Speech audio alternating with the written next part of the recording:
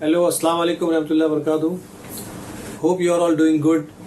जिस तरह से हम जो फादर्स को लेके बात कर रहे थे कि फादर का रोल कितना इम्पोर्टेंट है अपने बच्चे की लाइफ में, बच्चे की परवरिश में, उसकी तरबियत में बाप की क्या अहमियत है, ये अक्सर लोग एक्चुअली इस पर बात नहीं करते, या फादर ऐसा समझते हैं कि पेरेंटिंग जो है या बच्चे की जो तरबियत है वो माँ की जिम्मेदारी है।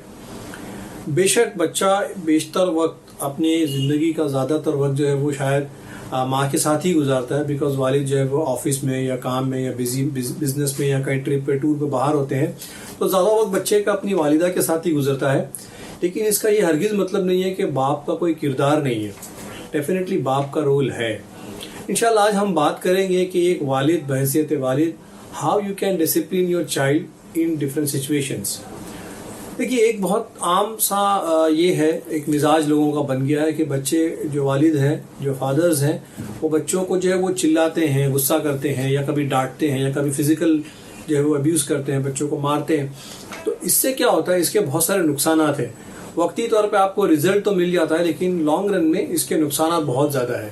और दूसरा सबसे बड़ा नुकसान ये होता है कि अगर बच्चा थोड़ा सा कम उम्र का है तो वो समझता है कि ये नॉर्मल बिहेवियर है।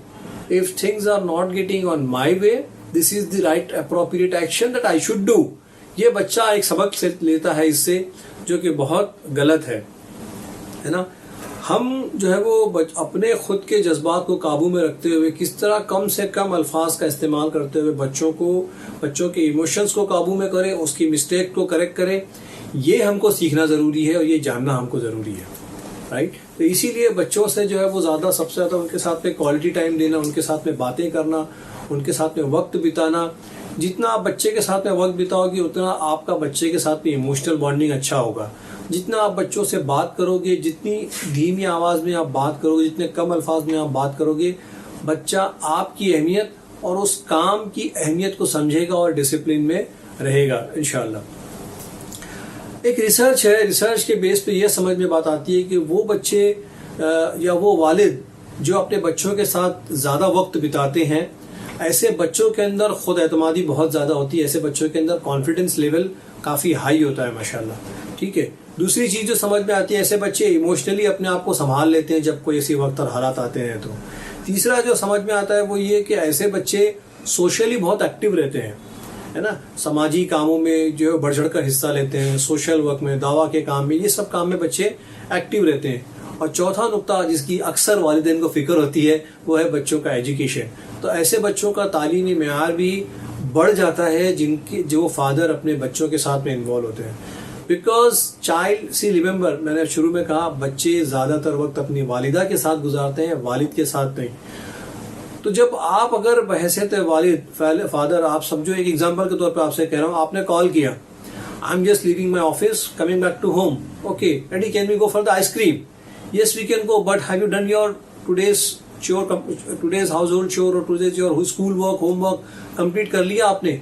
अब वो एक एक्साइटमेंट में कि बस बाहर जाना है, भले खाने मिले नहीं मिले, आइसक्रीम मिले, लेकिन वो बाप के साथ में जो क्वालिटी टाइम बिताना है, बाप के साथ में जो बच्चे का इमोशनल अटैचमेंट है, उसकी बुनियाद पे बच्चा जो अपने सारे काम वक्त पर कंप्लीट कर लेगा इंशाल्लाह, इसकी उम्मीद है।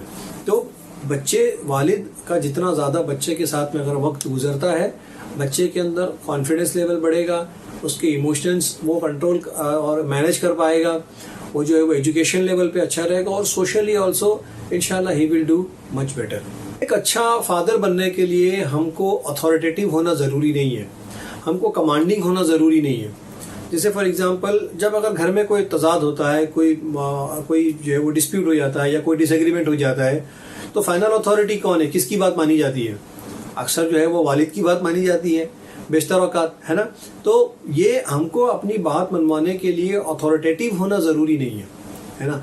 Rather than if we are emotionally attach even with the employees, even with the child, even with our colleagues, तो अगर हम उनके साथ में इमोशनली अटैच हैं, हमारा इमोशनल बॉन्डिंग उनके साथ में अच्छा है, डेफिनेटली इसके बेहतरीन नताइज हमको मिलेंगे। बच्चे का जो फादर का जो बच्चे के साथ में इमोशनल बॉन्डिंग अगर कमज़ोर है, फादर बच्चों के साथ में वक्त नहीं बिता रहा है, उसके साथ बात नहीं कर रहा है, तो ऐसे वक्त में ये इस बात की निशानी है कि अगर बच्चा कभी किसी महफिल में गलत काम करता है या कभी अगर होता है बाप से वो हैंडल नहीं हो पाता तो माँ से कहता है कि तुम इसको अब देखो, कि अपनी वाइफ से कहेगा कि तुम इसको let's administer his emotion, administer his behaviour.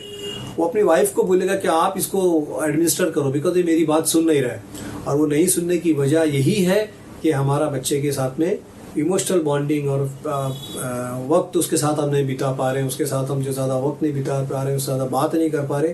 तो ये सारे चीज़ों की वजह से जो हम उससे जुड़ नहीं पाते। तो जितना फादर और बच्चे के ताल्लुक से फादर और चिल्ड्रन जो आपस में जुड़े रहेंगे, बच्चों की इमोशनल सेहत और समाजी सेहत और उनकी जो है वो academic health is also will going to be better इंशाल्लाह। एज अ फादर हम बच्चों को क्या सिखा सकते हैं?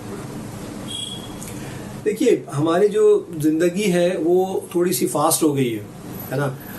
हमारी लाइफ जो है वो, हमारा ऑफिस जो है वो डिमांडिंग हो गया है, राइट। हमको जो है वो वी आर स्लीप डिप्राइव्ड। तो कहीं ना कहीं ये सारे वो वजूहत है कि हम एज अ पेरेंट वालिद वालिदा दोनों से मैं कह रहा हूँ, कहीं ना कहीं स्ट्रेस में रहते हैं। वीकेंड पे ज़्यादातर वक्त जो है वो सोचते हैं कि किस तरह से जो है वो आराम में गुजारा जाए। बट इंशाल्लाह it is equally important you to be healthy physically and emotionally both. हमको फिजिकल और इमोशनल दोनों तरह से हेल्दी रहना बहुत ज़रूरी है। एक जॉन बॉल्बे का एक रिसर्च है, उस पर भी इंशाल्लाह मैं कभी बात करूंगा, उसकी एक थ्योरी है, उस पर भी इंशाल्लाह मैं वीडियो बनाऊंगा, तो वो आपसे फिर कभी बात करूंगा। आज हम डिसिप्लिन पे बात कर रहे हैं। तो पहला ये है कि be a good role model. पहला पॉइंट कि हम अगर बच्चे के साथ में, देखिए आप कई बच्चों को आपने देखा होगा जब तरह से वो बिहेव करते हैं, खासतौर पे स्कूल गोइंग चिल्ड्रन, जब वो घर पे आते हैं ना तो वो बोर्ड पे या दीवार पे लिखते हैं या बोर्ड पे लिखते हैं, या उनका अगर डिजिग्नेटेड एरिया है लिखने का तो वहाँ लिखेंगे। दे इमिटेट द टीचर, क्योंकि टीचर्स उनका एक बॉन्डिंग बन गया है ना। उसी तरह से वालिद के साथ भी एक बॉन्डिंग है। वालिद किस तरह से जो है वो बाइक चलाते हैं, किस तरह से कार ड्राइव करते हैं, कोई उनको ओवरटेक करके जाता तो किस तरह से बिहेव करते हैं, क्या वो सिग्नल पे जंप करते हैं, नहीं करते। तो ये सारी चीज़ें बच्चा सीखता है। And if as a father you are jumping signal, आप सिग्नल तोड़ के भाग रहे हैं, बच्चा समझेगा इट्स कूल, फाइन भर देंगे, क्या मसला है। तो ये सारी चीज़ें बच्चा आपके सीखता है। तो you should become a role model. तो जिस तरह से आपका बिहेवियर है, जिस तरह सिचुएशन पे आप बिहेव करोगे, बच्चा उसी तरह से उन चीज़ों को सीखेगा।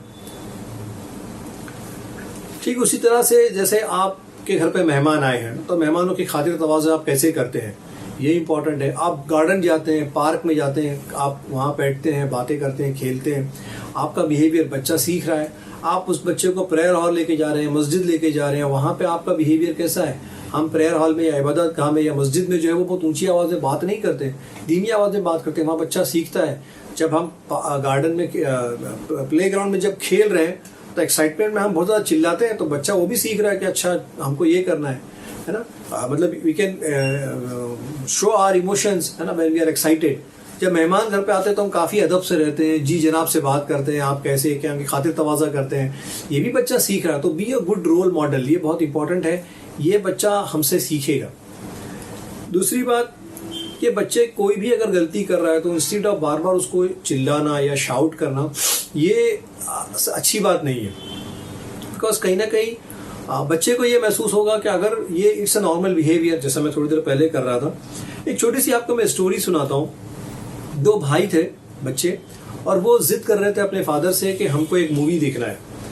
तो वालिद ने कहा कि यार ये मूवी नहीं देखते, इसमें कुछ सीन्स अच्छे नहीं है, गलत सीन है, कुछ क्लिप अच्छी नहीं है कुछ वक्त में।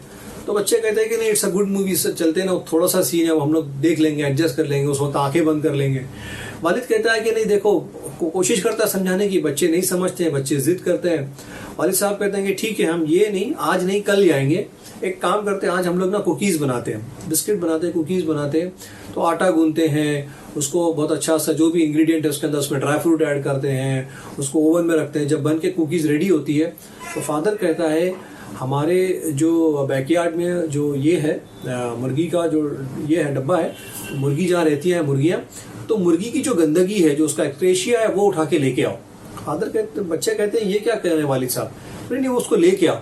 दोनों बच्चे जाते हैं, वहाँ से वो मुर्गी की जो गंदगी है वो उठा के लेके आते हैं। फादर वो मुर्गी की गंदगी को पूरी बिस्किट पे और पूरी कुकीज़ पे सब फिर छिड़क देते हैं और कहते हैं कि आप खाओ।